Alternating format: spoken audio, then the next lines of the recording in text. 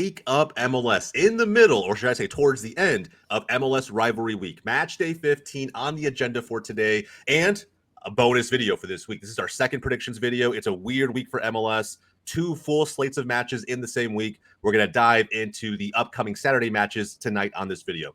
As usual, I'm joined by a cast and crew, an amazing one at that. We have Riley from First Touch Media, our resident St. Louis City fan. Riley, welcome in, bro. And an OG on this show, AJ from Atlanta United Fan TV. AJ, how you doing, my man? I'm sure you've been in better spirits. How's everything going? Yeah, I mean, personally, going great. But, for Atlanta United, very dodgy. And, could be better. Could be better. Yeah, I couldn't agree with you more, brother. I'm asking that question because we're going to tee up your matchup right off the bat. For those who are familiar with our new format here, Wake Up MLS, we're covering 5 matches, 5 in detail, quick firing the rest of those matchups towards the end of the show today. But we're going to start today, and concluding rivalry week, so to speak, with Nashville hosting Atlanta United, both in an interesting spot on the table. Depending on how the match goes, there could be some shifting there. Nashville on an interesting positive bounce, 3-5-4, 14 points, coming off that 2-0 win over Toronto at home. And then you have Atlanta United coming off that 1-0 loss to Cincy, sitting at 12th in the East. A bit of a drop from what we saw the team start this campaign. AJ, bro, we'll start with your team first. You're going on the road. We've heard you say so many times on this show that away form for Atlanta is, I don't know if atrocious is the right word. Maybe there's a better one, but talk to me, bro. How do you feel about this one? You're the opening game of the weekend. Mm-hmm. Yeah, no, atrocious is apropos. I would even say diabolical. I would say it's likely the worst in the league because we have the manager or head coach that cannot win on the road. And so the best we can hope for is a draw.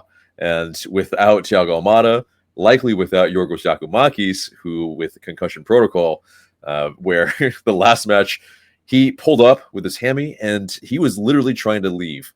And we already made all subs. And he basically is hobbling on the pitch, and he went up for a header. And whether he actually got injured with his head or not, he went down. He will likely not be there for the match either. I have zero hopes for this match already with our 7 winless streak. And, new manager bounce, new head coach bounce, it's likely to happen. But I also think that this is, between Nashville being pretty dire in terms of attack, and Atlanta United can't find the back of the net at the moment, especially with, the understudies either. This is going to be a dull fest. Like, it's borderline going to be the ugliest match to open the weekend, where MLS maybe thought, oh, yeah, these two, little rivalry week, little Southern Derby, fucking boring. Yeah. I guarantee you they thought that. I think I would have thought it myself. Opening this season, you're putting the schedule together. You think this match on paper, after 2023 for both teams, going to be a banger. 2 playoff teams, forging a little bit of a rivalry down south. I will say Nashville have probably a little more to be excited about. I agree with you. Yeah. But, man, and by the way, what happened to Almada? Did we ever get word on how extensive that injury really is? It doesn't seem bad, but he sat down 15 minutes in. He had a little bit of an ice pack on his ankle, but he was able to walk. So I think it's just a little bit precautionary. We have a lot of matches in this month, a lot of weekday matches too. So very likely he's being rested to that sense, or I mean, he's so want away right now that any excuse not to be on the pitch and risk injury before the Olympics could also be a factor. But no, let's not pontificate too hard. Let's not conspire. But it is definitely, it's a wonder because he looked like he could still walk off. So it's so unfortunate, bro. Your 2 best attackers. On top 2 DPs. Of 2 DPs. Oh man, this has strong 2024 FC Dallas vibes written all over it. All right, Riley, we'll talk to me, bro. With what AJ just said, I don't think it's very difficult to disagree with him and poke holes into it, but I think I'm going to try a little bit before I get there. How do you feel this game's going to go? Yeah, I mean, I'm totally in line with the new manager bounce. It is crazy to me that Nashville sacked their manager after a pretty convincing 2-0 win against a pretty good Toronto side. But I mean, regardless, I think Nashville are going to be hungry, and I think looking at, I mean, just hearing that no Giacomakis, no Almada, I mean, what are Atlanta going to be able to do on the road?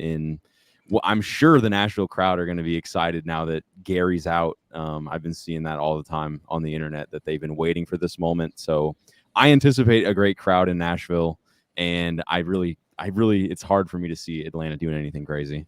Yeah, and I will say this too: props to Nashville as a club for not, kind of leaning into that result that we all just kind of witnessed very heavily, right? I think they kind of already knew that maybe this is the direction they wanted to go, and the fans wanted it. It's what they felt their club, after all the recent somewhat success they've had, that they deserved.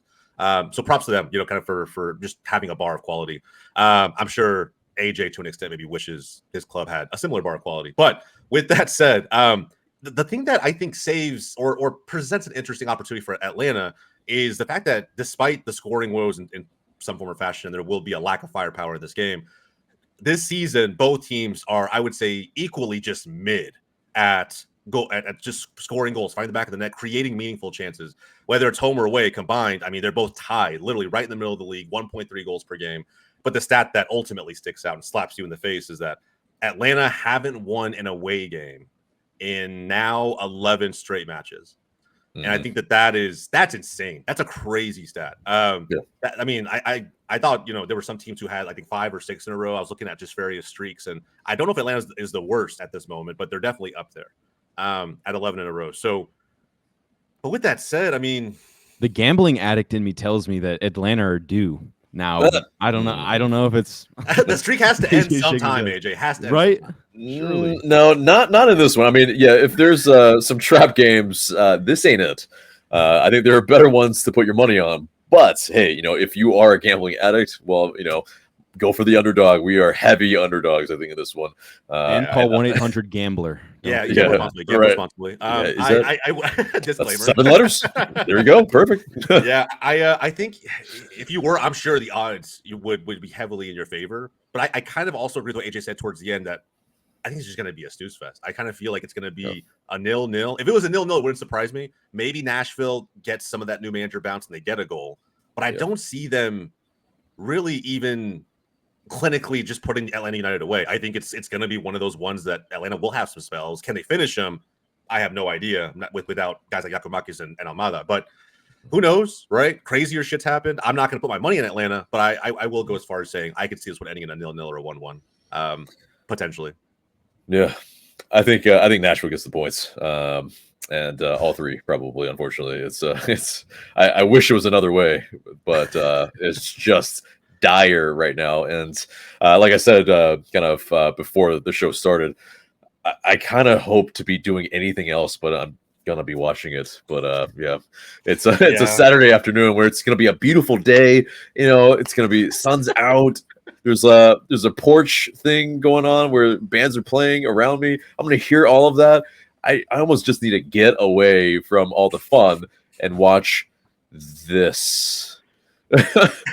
It's Hey, Apple TV has an app, right? They have an app, so you still can go enjoy if you really wanted to. Yeah, go get out there in the world, AJ. Don't keep yourself locked away for this. Problem is, I tweet the game, so yeah, I hear you. You are committed as a creator. I love that, bro. Yep.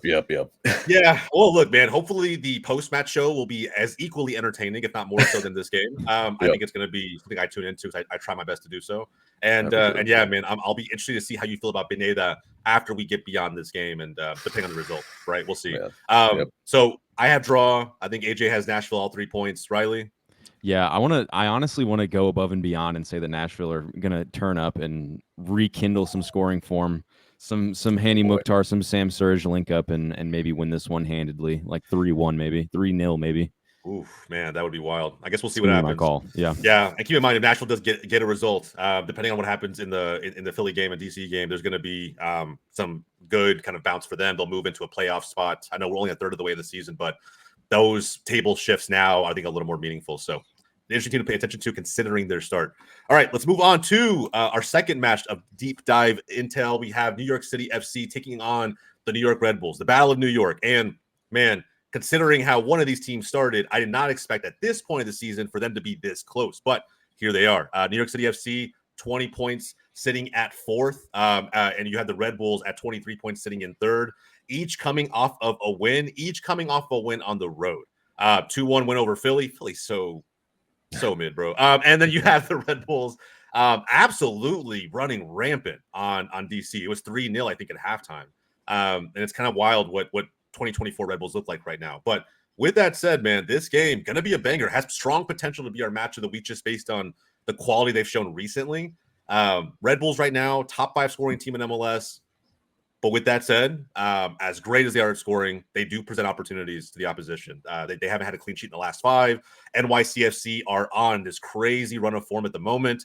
They're going to be in that dreaded baseball stadium. Riley, let's start with you, bro. How do you see this one going? How does that home field baseball advantage really play into this one?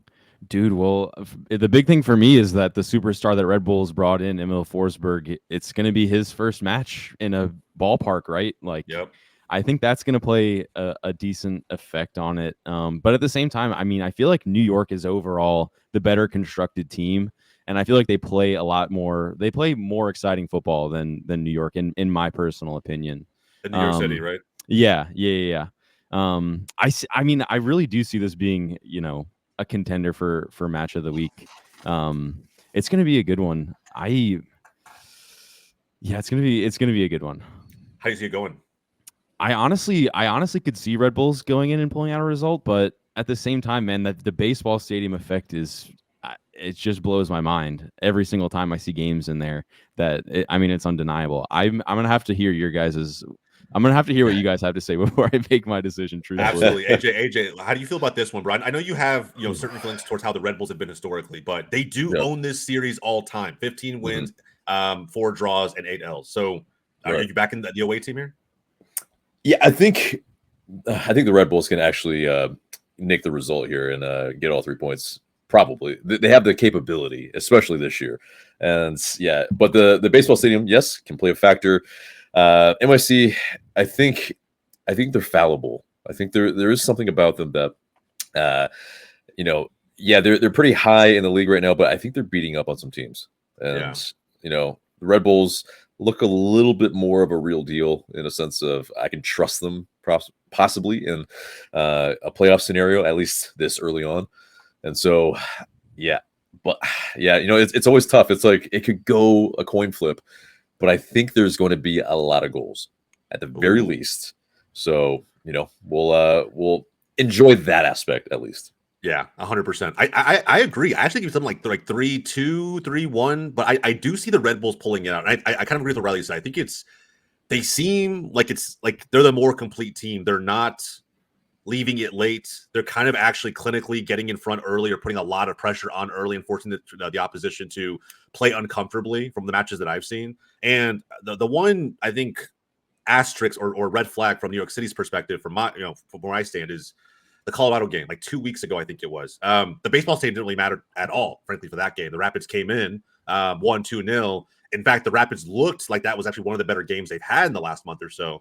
And I don't know, maybe it was the weather that day. It was raining pretty heavily. I don't know how that plays into a baseball stadium's pitch or turf, but at the end of the day, I just feel like NYCFC is prone, and maybe they're just mentally in a different place than the Red Bulls are right now. But I feel like the Red Bulls are their only 2 L's have come against Miami this season. And granted, both of them were absolutely, or I'm sorry, one was Miami and what was Columbus, correct? Let me check. But yeah, I think it was the Crew.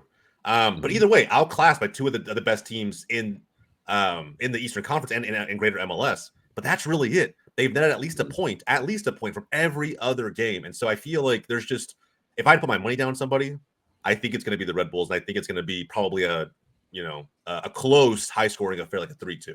So I'm going to call that score and that team to win. Riley, does that make you feel better about your prediction at all? That does make me feel better. I mean, yeah, Red Bull. I think Red Bull might be able to go in there and get the job done. I'm down to take Red Bulls, honestly, and I agree with you guys both that it's going to be a high-scoring affair.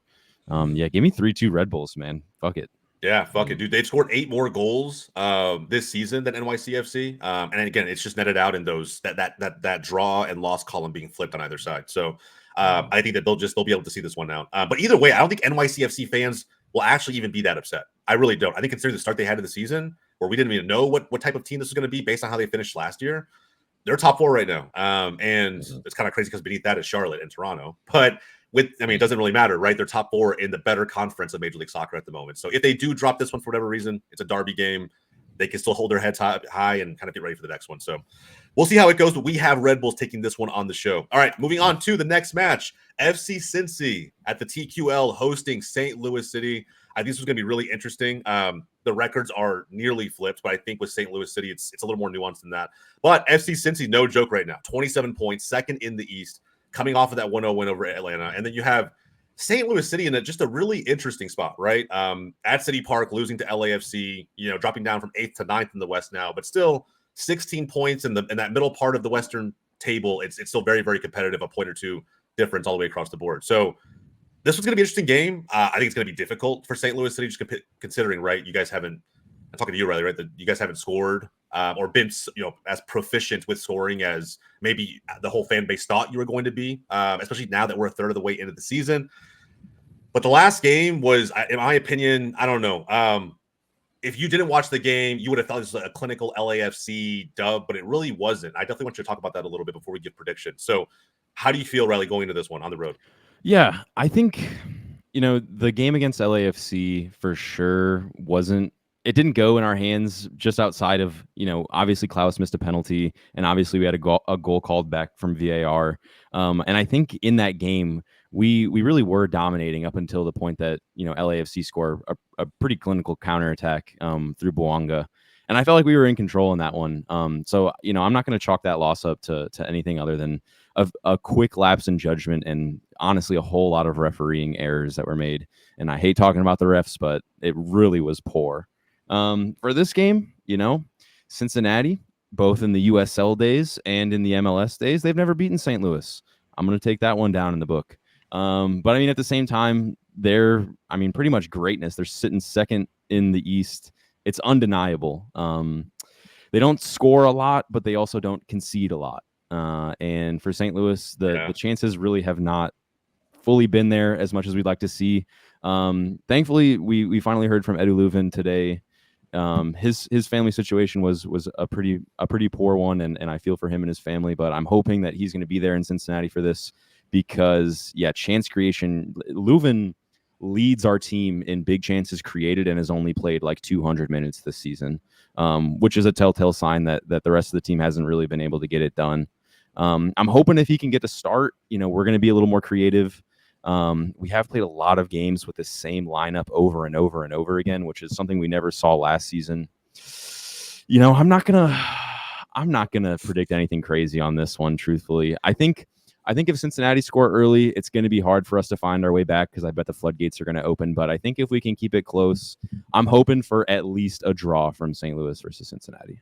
Yeah, I think that would be a dub. And dub from a morale standpoint, even with how many draws St. Louis have this season, a point-to-point, a road point is massive when you look at just the bottom line at the end of the season where you end up falling on that kind of playoff table. But and with Leuven, I think for most of us who heard the news, it was it kind of hit home a little bit for a lot of us. I think I think the team should hopefully rally around him, for what's kind of happening with him at home. And I think that maybe there's something there, right? As motivation, extra motivation heading into this game.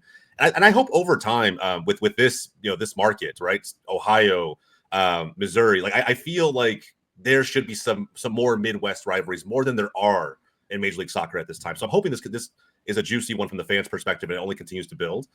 But man, the last time these two teams met, it was April last year, and St. Louis absolutely shellacked them at home. It was like 5-1. I don't know if it's going to be 5-1 again this year. Definitely not. I think you guys are significantly outscoring Cincy, by the way. Like it's 1.5 to 1.2 per game. So it's it's a good. There's at least 6 or 7 teams in between you in terms of scoring. But the thing is I don't think anybody has more clean sheets in the league than Cincinnati, and it's at home. I'm gonna give my prediction now, and I'll go over to AJ.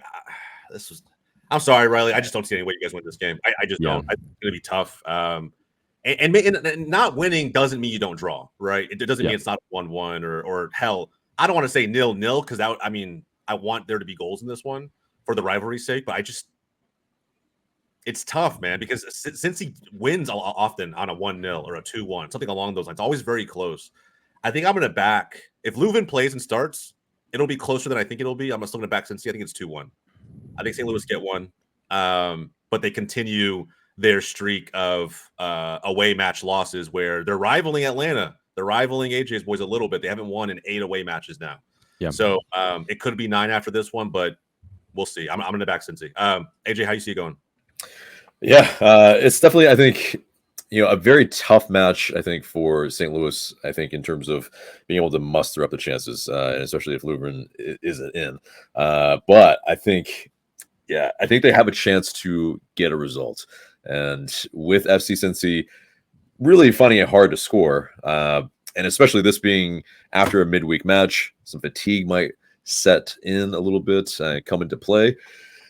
I think, unfortunately, it's a 0-0 draw. I think the likelihood is high, too, this weekend, where, the ability for a lot of teams to, I think, if they're a little short on guys, to really, I think, push forward, to, put everything in it, especially with more games coming up for a lot of teams, too, midweek. I think some teams are going to be saving energy and, going to be okay with kind of the 0-0 draws, the drags, and no one wants to see it, but it's just kind of part of it. I think Cincy is just so stout at home in terms of defensively, so I think it's that. How much of the recent derby match that they had, the Hell is Real derby, is this going to play into this match? Right? Is there fatigue from that game, energy all spent up on that big rival, and maybe not quite as focused on the game at hand with St. Louis City? I mean, AJ, from your perspective, you've been watching MLS as long as I have. I mean, do you feel like any of that will come into play for a game like this? I think it certainly can play a factor. I think the emotional energy, I think, is something that's very important. And, I think there have been moments where FC Cincy haven't convinced, but it is, they're able to be stout, so stout defensively that they can cover up some of the deficiencies in attack. But I just don't see goals in this one. Where? Yeah. No, it's fair. It's totally fair. I think you look at both these teams. I mean, Cincy, of all like the top 3 or 4 teams, like they're just one of the lowest scoring. And they don't get scored on. I mean, they're easily the best defense in the league, but they're gonna have to ride that. I think. I think if St. Louis City does score first, it makes it really interesting. Like this game becomes very, very interesting. Because I think it'll force Cincy to open themselves up in a way that we haven't really seen this season because they haven't had to. I think they tend to start from power positions in most of these games because of how stout they are defensively. So we'll see how it nets out, man. I think it's going to be a good game. I do think Cincy could back it, but I think the fans at home, watch out for, especially if Leuven starts, for if St. Louis is able to create some early chances. I think it'll be if our midfield can keep Luciano Acosta off the score sheet, I think we are going to be feeling pretty good. I think that is going to be massive. I don't see it happening. I feel like watching that dude play and watching how we sometimes defend from the midfield, it kind of makes me nervous a little bit. The dude has 13 goal contributions. It's a W if we keep him off the score sheet. Now with that said, Klaus and Acosta are close. Like not total goal contributions because Acosta has way more assists, but just in the goals department, 5 to 6. Like and if Klaus had made that PK, right? I mean, they're tied on goals. I think there's an opportunity for him, especially if Leuven starts, for him to see more service and be a problem. But if you guys go concede early or just concede in the first half, right, have to kind of play from behind, I don't know. I think it becomes much more in favor of Cincinnati. If Leuven starts, man, it's going to be so. Klaus has been trying to create all of his own chances. He's been trying to be a one-man wrecking crew for so long, and it's been so just like unfun to watch him like flank down the left. And it's like, bro, let's get to the penalty spot, brother. But like, I get it. Like he has to make his own chances, and he's trying to do what he can. So he wants the ball. Yeah, he wants the ball. No doubt. Like I said, this one to me, it's got strong potential. I really hope it's not a 0-0, like AJ said. But I mean, if it is, it's a weird 2-game week. Both of these teams are in an interesting spot, and like I think Cincinnati expended a ton of emotion, motivation, and energy into that Hell is Real derby. So, all right, we'll see how it nets up. But we have 2 draws and a win for Cincy. Was that pretty much how it went down? Yep. All right. There we go. Let's move on to the Texas derby, which is like the. How many Texas derbies, Riley, have we had? We've been counting them before the show even started. Damn it, Don. He scheduled every single one of them to happen in May. Every single one across all 3 teams. It makes no sense. But here we are. Houston Dynamo this time hosting FC Dallas. These teams played each other. What was it, on the 27th? I want to say of April, like not like 2 weeks ago, maybe. 1-0 at the Toyota Stadium. This was on the back of some pretty horrible results from Dallas's perspective. But since then, Houston has found a way to lose to Austin twice. We've defeated Austin at home after losing to them at Q2. And so now you have this game down at Shell Energy with a Houston team that has found a way to lose every Texas derby it's played, coming off of an Open Cup exit to a USL side. And now, right, like going into this really weird home match where they can't score. Now, granted, they're playing a team that isn't fantastic at scoring, but still scoring more than they are at the moment. What happened to this Houston Dynamo team that finished top 4 in the West last season, that got to the Western Conference Final, that were Open Cup champions? I feel like it can't just be the loss of Herrera for a chunk of the season. It can't be the loss of Quiñones for half of the season. Like, are these guys just running out of steam? Are they too old? Like AJ, we'll start with you, man. What's happening with Houston? How do you feel about them going to this game? I think they're emotionally shot. I think there's something in the psyche right now that maybe has because especially kind of the dropping out of the U.S. Open Cup. That's a factor that can they're the reigning champs, and then all of a sudden they go out to it's just not a good look. And I mean, Ben Olsen. I mean, let's be honest. Ben Olsen, his history in the league not exactly glimmering, but somehow he has been able to, I think, pull the troops and galvanize them at some point. But right now, I don't think it's happening, and that bit's obvious. I think the thing is, FC Dallas, as much as it's been dire for you guys, I think you have hope. You have hope that you can probably get 3 points here. I mean, it's encouraged by the other results on the reverse fixture. So, yeah, I think they're trying to they're reeling. They're trying to figure out how to manage these injuries, how to figure out what they can do with the next man up. And obviously, it hasn't been a glimmering hope for them. So. Yeah, it really hasn't, bro. And to add some context to what AJ is saying, Dallas, historically just has a good record against Houston. And even recently, they haven't lost to Houston in the last 5. We have 2 wins and 3 draws. So whether it's home or away. So I think that it's just like, there's something here. I think that you're right. Hopeful for us. Musa and Ferreira scoring together in the last game against Austin, also very hopeful for us. Them two working together has to be a thing. But I think if I look at this from Houston's perspective and even try to give Houston fans something to be hopeful for, is I think maybe at some point they have to figure it out. I know Bassi and is kind of trying to create chances. Ferreira, even though he's never been a true goal scorer, Sebas Ferreira from Houston, in my opinion, he was scoring goals at least on occasion to start the season, and now I don't know what the hell happened, man. Their offense has fallen off altogether. They are, I think, bottom 2 in goals scored per game. It's kind of crazy. They're still sitting in a playoff spot. That just shows you where the Western Conference is in Major League Soccer, everybody.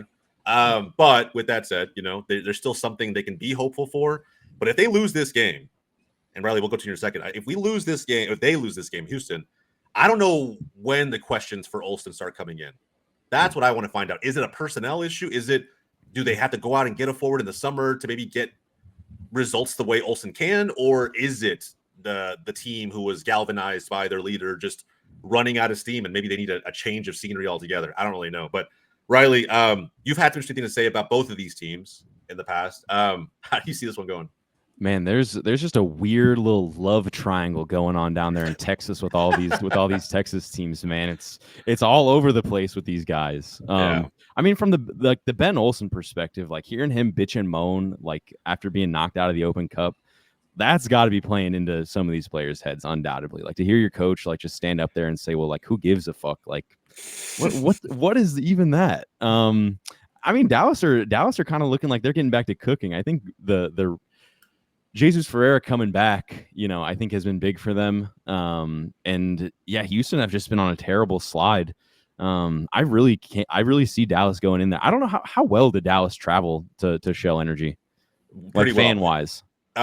Decently. It always helps when Houston's good. Obviously, right? Like that kind of peaks it a little bit more, but decently. In Texas, I would say fans travel decently well. They show up more to Q2, and it's not just a distance thing. I really think it's because they want to try to match the energy and the fortress of Q2. Shell Energy doesn't sell anywhere close to that.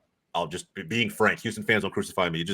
You guys don't pack out the stadium, so maybe it's not quite as big of a deal. But regardless, the historical record is heavily in favor of Dallas. Yeah, and I mean, if Ferreira and Musa are linking up, like I'm sure was the dream when they went out and signed Musa.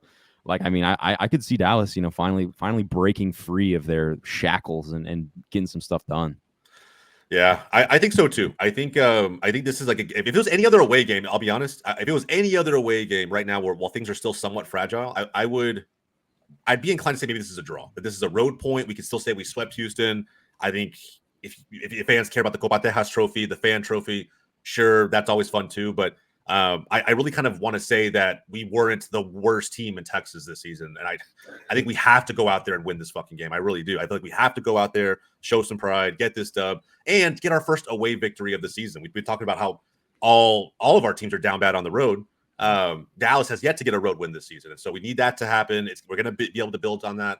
And if we were to lose, I don't know, man. To this team, to this version of Houston, it would be pretty damn disheartening. So I back, of course, I'm going to back my boys through and through. I do think it's going to be close. I hope we're not predicting a bunch of snooze fest this week, but I think it's going to be like a 1-0. I think it's going to be like 1-0. If we get 2, like we did against Austin, it'll be the way that we got the second one, right? A counterattack. Being pragmatic, them pushing their numbers forward, and we expose them. But outside of that, it's probably going to be like a 1-0 from my perspective. How do you guys see it? I think it's a 1-1. I think, unfortunately, I don't think there's many goals. There's just the attack from both sides is. I mean, let's just be real. Hey, who scores more? Who scores more this weekend? AJ, Atlanta or the Texas teams?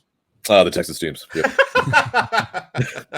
All right, I just wanted to ask. Yep. I agree with you, though. I agree with you. We're not the sexiest teams in MLS attacking wise. So a 1-1. Riley, how about you? For me, I mean, give me Dallas heating up. I want 2-1 Dallas in this one. Man, give me FC Dallas. Hell yeah. The 2 goals would be awesome on the road. And if it's Musa and Ferreira, I'll be in dreamland. So we'll see how it all nets out, man. I feel like this is the 17th Texas derby we've covered on this show so far this season. But either way, it's always fun to watch. This is the real Texas derby. So we'll see how it all pans out on Saturday. But the tribe has spoken. It's either going to be a draw or a dub for Dallas. Hernan's not here to defend Austin. He's had more than enough to say about Austin, and he's serving his punishment on the timeline as we speak. Now, Twitter jail for you. Twitter jail for my boy Hernan. Yeah, bro, that was a great bet we made. We got to do more of that on the show. All right, finally, the last match of the show before we get to quickfire predictions. This is still part of the Cascadia broader rivalry, the Pac Northwest rivalry between Seattle, the Vancouver Whitecaps.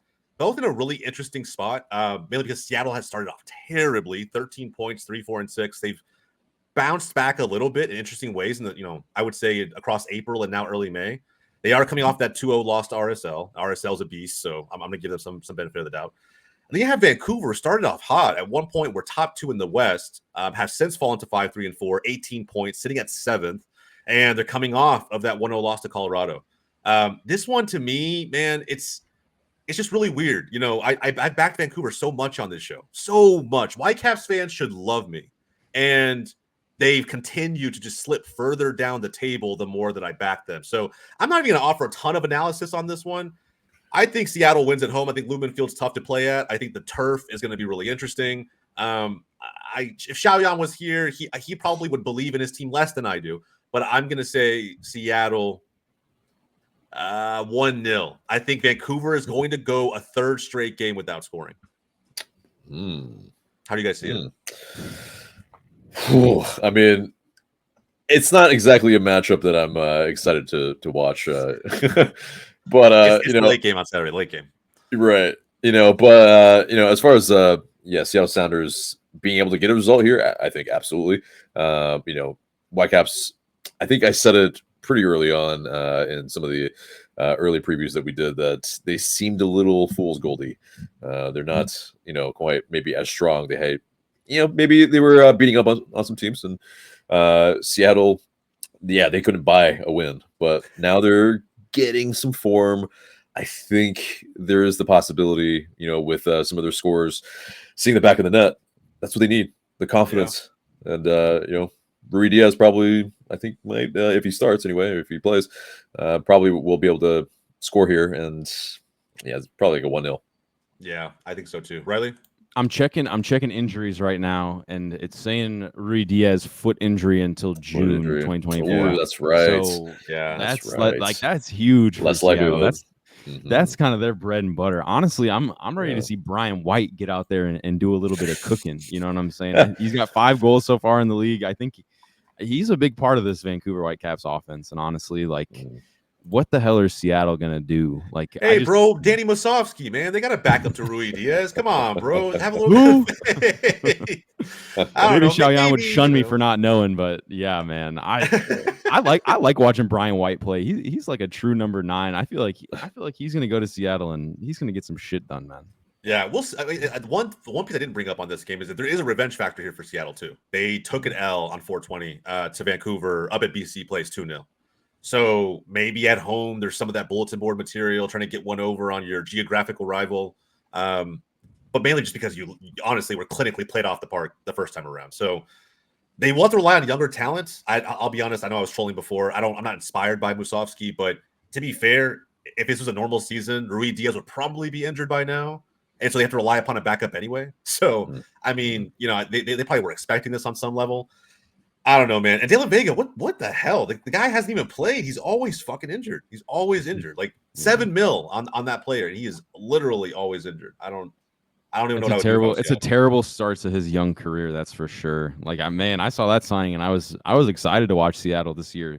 But he's literally played like what, 2 matches maybe? Yeah, if that. bro. It's so weird, man. This guy's always he comes in for a game. I don't know, man. If this continues the rest of the season, he's treading on Reece James from Chelsea territory. I don't know. It's just weird to me. Like it's supposed to be a big offensive signing. They need help scoring goals, and the guy's just not available. Strong Rui Diaz vibes. All right, so Riley, you're back in the Caps on this one. Whitecaps 1-0. So 1-0 probably all the way around, which well, again, I'm going to take it back knowing that Rui Diaz is not healthy. So no faith, unfortunately, no faith. So it's unfortunately I think it's another 0-0. I mean, it's just it's a dire one. I'll be stubborn. I'm totally cool with that. Either way, I'm going to back Lumen Field. I'm going to back that Seattle fan base showing up, being loud and proud, and hopefully just causing Sartini's event some problems. But man, yeah, if it's Brian White versus Danny Musovski, I don't know if it's a contest really, but maybe there's something, man. They got to give also Stephen Fry some help in the back, bro. He's just back there for the picking. Poor guy.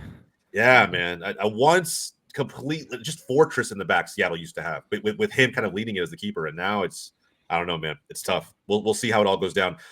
Maybe they get a PK and they win 1-0. I don't know, because they have been Seattle has been awarded the most PKs this season. They have out of any team in the league. So okay, that can't be a game plan. There's no way you strategize for that. But I'm just saying, like maybe there's something there. I don't know.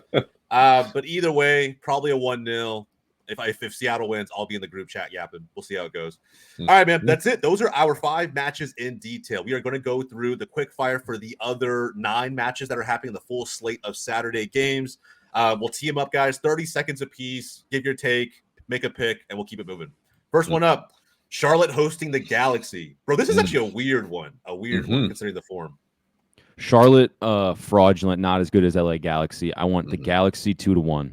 Bow. Ooh, interesting. Yeah, I think it's 2-0 LA Galaxy. Charlotte, losing Petty. I mean, yeah, it's all that. It's just they're losing. I think they might be.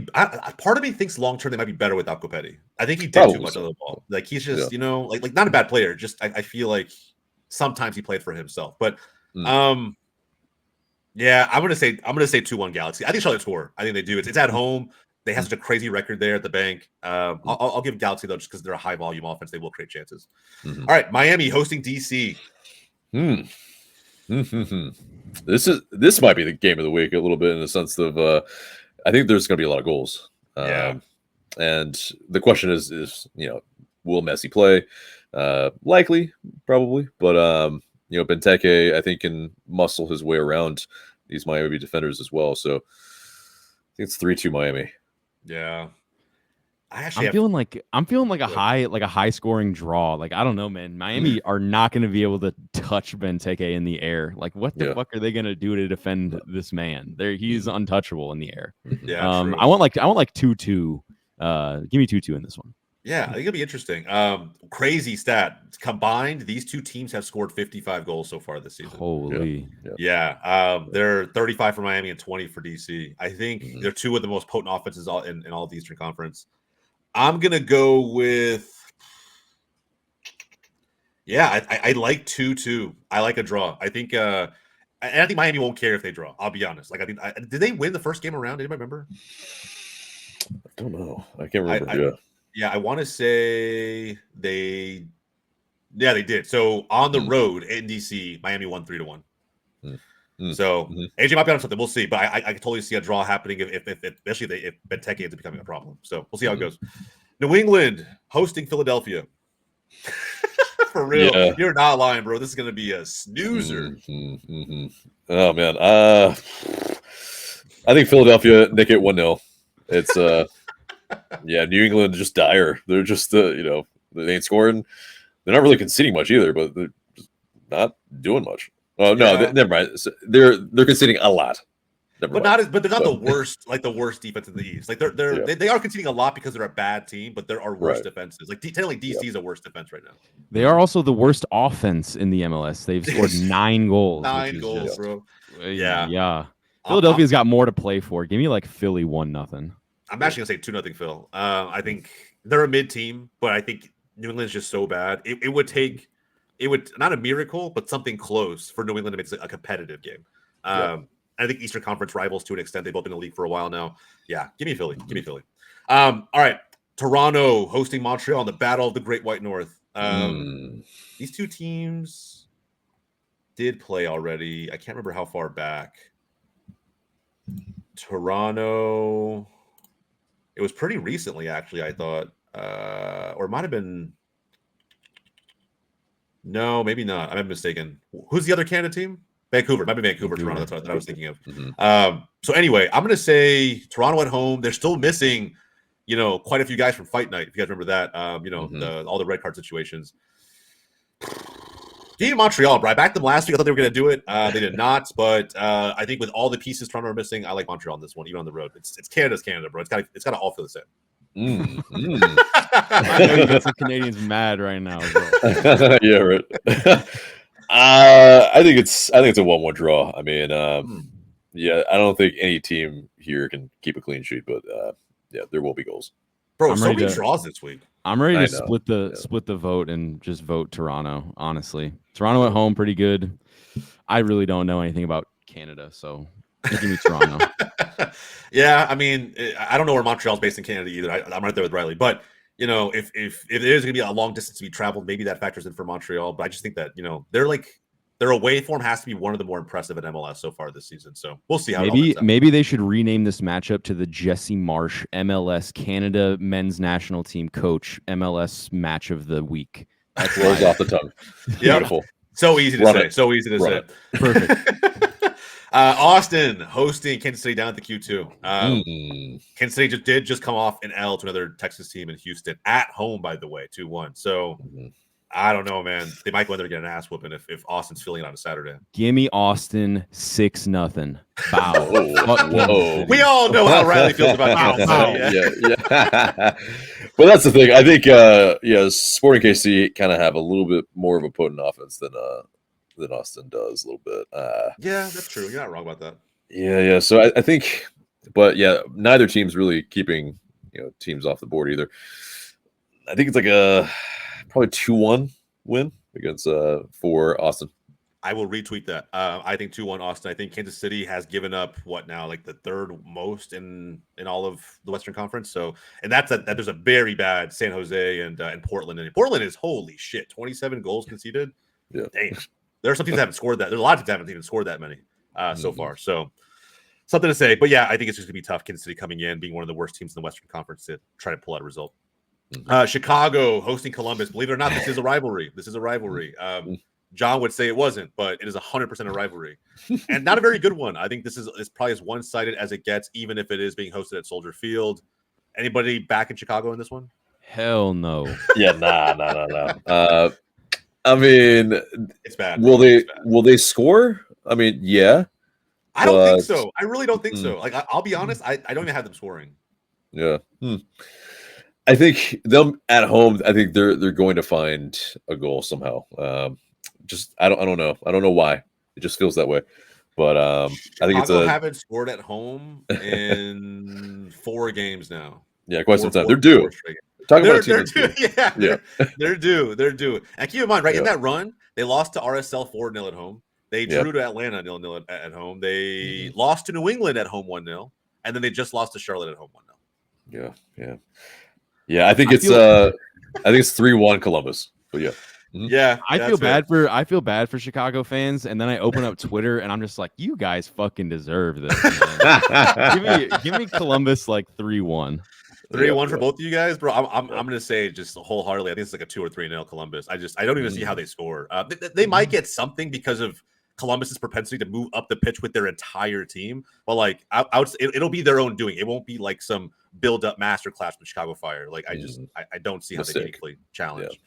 We'll see though. We'll see. Who knows? Maybe they prove me wrong. Minnesota hosting Portland.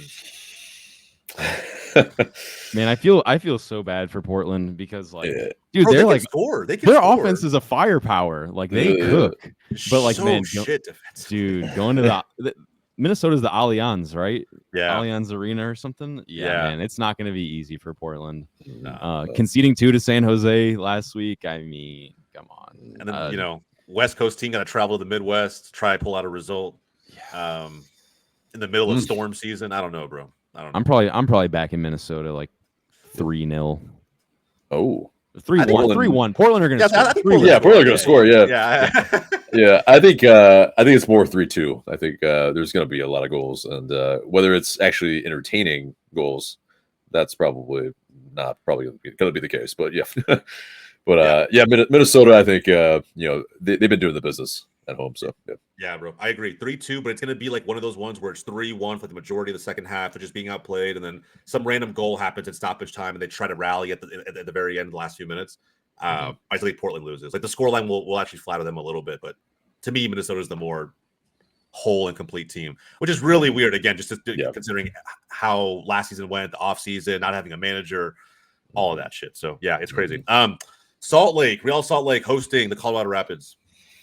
What's this one called? The Rocky Mountain Cup or something? Yeah, something along those lines. Something like that. People know. I don't. I got clowned on Twitter for not knowing all the little intricate MLS fan rivalries. Like, it seems like they're not that crazy. Like, come on. No, I mean, there's some that have been around for a long time, and maybe some fans should know. But holding expansion club fans to like some bar, knowledge base wise, is kind of wild. It's kind of wild.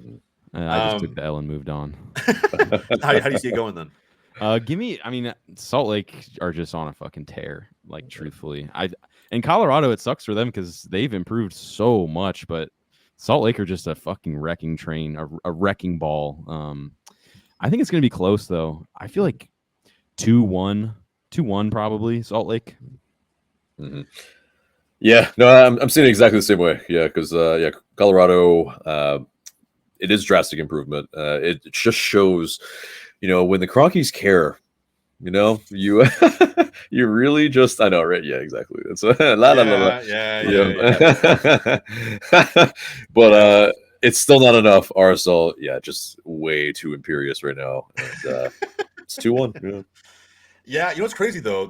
And I don't know why. Maybe there's a third game to be had later on in the season between these two teams. I'm sure there will be. I think they did it this way for rivalry week, but this is the second game that Colorado will have to travel to Salt Lake already this season. They played each other early March, and Colorado walked in to Salt Lake and got the dub 2-1. It was like one of those weird games. So, but I don't think it happens twice. I think that Salt Lake has been on a tear since then. They got that dog in them 100%. I actually think it's going to be Salt Lake 2-0. I think Colorado's a good team, but they're just so up and down.